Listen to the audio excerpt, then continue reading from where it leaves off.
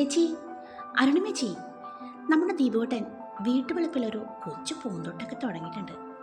ചേച്ചിയുടെ വക ഒരു റോസാച്ചെടി വൃന്ദാവനത്തിൽ നിന്ന് കൊണ്ടുവരാമോ എന്ന് ചോദിച്ചു. ചേച്ചിയോട് പറയാനൊരു ചെറിയ മടി. അത് കേട്ടപ്പോൾ അരുണിമ പെട്ടെന്ന് വല്ലാതെയായി. ആളുകൾ ചിലരൊക്കെ കേട്ടും കേൾക്കാതെ ഇരിക്കുന്നുണ്ട്. അവരൊക്കെ ഈ പറഞ്ഞത് കേട്ടാവോ? അല്ലിപ്പോൾ മഹി പറഞ്ഞ രീതി അനുസരിച്ച് അത്ര കുഴപ്പമൊന്നുമില്ലല്ലോ. അവൾ സ്വയം സമാധാനിച്ചു.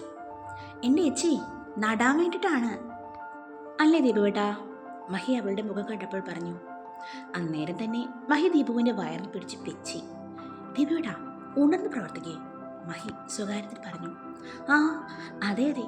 പെട്ടെന്ന് ദീപു മഹിയുടെ കൈ പിടിച്ച് വലിച്ചുകൊണ്ട് വേദന അടക്കിയ സ്വരത്തിൽ പറഞ്ഞു.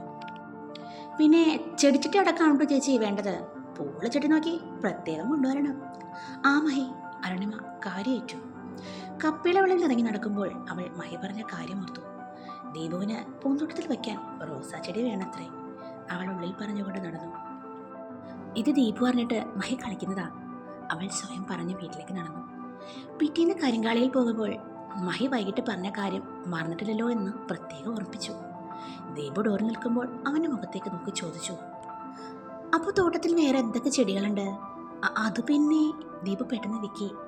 അങ്ങനെ ഒരു സംഭവം തന്നെ ഇല്ലാത്ത സ്ഥിതിക്ക് പെട്ടെന്ന് ദീപുവിന് ഒന്നും കിട്ടിയില്ല. എന്നാലും പറഞ്ഞൊപ്പിച്ചു. അത് പിന്നെ ചെമ്പരത്തിച്ചെടി ഉണ്ട്. പിന്നെ ചെമ്പരത്തിയോ? അരുണിമ ചോദിച്ചു. ചെമ്പരത്തി അതെന്താ ചെടിയല്ലേ?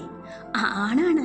കാറ്റിൽ മുഖത്തേക്ക് വീണ മുടികളെ ചെവിക്ക് പിറകിലേക്ക് മാടി ഒതുക്കിക്കൊണ്ട് അരുണിമ കണ്ണും ചിമ്മി ഉത്തരം പറഞ്ഞു. ദീപുവേട്ടൻ്റെ കാര്യം നാടൻ ചെടികളാണ് അരുണിമേച്ചി. മഹി ഇടയിൽ കയറി. ആണോ? പിന്നെ റോസിനോട് പുള്ളിക്കാരനൊരു പ്രത്യേക താല്പര്യം. ദേ, അതിൻ്റെ കാര്യം പൊന്നു ചേച്ചി മറക്കല്ലേ? ഇല്ല. വൃന്ദാവനത്തിൽ അരുണിമ ഇറങ്ങിക്കഴിഞ്ഞു. ബസ് മുന്നോട്ട് പോയി. അരുണിമേച്ചിക്കു എല്ലാം മനസ്സിലായി തോന്നുന്നുണ്ട് ദീപുവേട്ടാ. നിന്റെ ആക്കിയുള്ള പറച്ചിൽ നിന്ന് എല്ലാം മനസ്സിലായി കാണും മഹി. ആയെങ്കിൽ കാര്യങ്ങൾ വളരെ എളുപ്പമായല്ലോ ദീപുവേട്ടാ. ആയി നോക്കിയോ ദീപുവേട്ടാ, നിങ്ങൾ വൈകിട്ട് അരുണിമേച്ചിയുടെ കയ്യിൽ ഉഗ്രൻ റോസാ ചെടി കാണും. അതിൽ ഉഗ്രനൊരു റോസാപ്പൂ. അത് അരുണിമേച്ചിയുടെ ഹൃദയ. ഡാ, ഒന്ന് പതുക്കെ പറ. ദീപു ലജ്ജാഭാവത്തോടെ ബസ്സിലുള്ളവരെ മുഴുവൻ നോക്കി. വൃന്ദാവനത്തിലെത്തിയതും റോസാ ചെടി ചോദിച്ച കാര്യം അരുണിമ ചന്ദ്രേച്ചിയോട് പറഞ്ഞപ്പോൾ ചന്ദ്രേച്ചി വീമ്പിളക്കി. ഞാൻ പറഞ്ഞില്ല പെണ്ണേ, ആ ചെക്കനായിട്ട് നിന്റെ അടുത്തേക്ക് വന്നോളെന്ന്. ഇപ്പം എന്തായി? അവൻ ചോദിച്ചത് റോസാ ചെടിയും പൂവും കായും ഒന്നുമല്ല, എൻ്റെ മനസ്സാണ്. അങ്ങോട്ട് കൊണ്ടുപോയി കൊടുക്കുന്നത് പെണ്ണേ.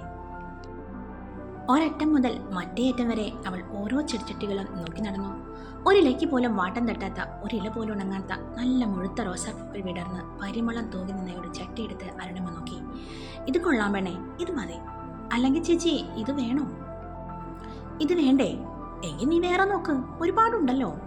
അരുണിമ ചോദിച്ചതിൻ്റെ പൊരുൾ അറിയാൻ കഴിയാതെ ചന്ദ്രേച്ചി പറഞ്ഞു. ചേച്ചി അതല്ല, ഞാൻ ഇങ്ങനെയൊക്കെ പെരുമാറണോ ദീപുവിനോട്? എനിക്കൊന്നിനും അർഹതയില്ലെന്നൊരു തോന്നൽ. എൻ്റെ പെണ്ണേ, നിനക്ക് കാലിന് ഇത്തിരി സ്വാധീനം കുറവുണ്ടെന്നല്ലേ ഉള്ളൂ. അല്ലാതെ നീ നിന്നെ സ്വയം കുറച്ച് കാണല്ലേ. നിനക്ക് വേറെ ഒരു കുഴപ്പവും ഇല്ല. ഞാൻ പറഞ്ഞ കാര്യങ്ങളെല്ലാം ഓർമ്മയുണ്ടല്ലോ.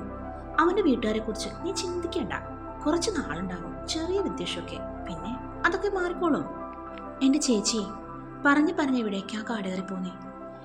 അതിന് ഞങ്ങൾ തമ്മിലൊന്നും ഇപ്പം ഇല്ല, പക്ഷെ ആകും. അതിൻ്റെ മുന്നോടിയായി ചെടി ചോദിക്കൽ. എന്നിട്ട് നിന്നെ ഞാൻ കെട്ടുകയും ചെയ്യും, ചന്ദ്രേച്ചി പറഞ്ഞു. വൈകിട്ട് തിരിച്ചു പോകാൻ സ്റ്റോപ്പിൽ നിൽക്കുമ്പോൾ അരുണിമയുടെ കയ്യിൽ നെഞ്ചോട് ചേർത്ത് അവൾ പ്രത്യേകം തിരഞ്ഞെടുത്ത റോസാ ചെടിച്ചട്ടി ഉണ്ടായിരുന്നു.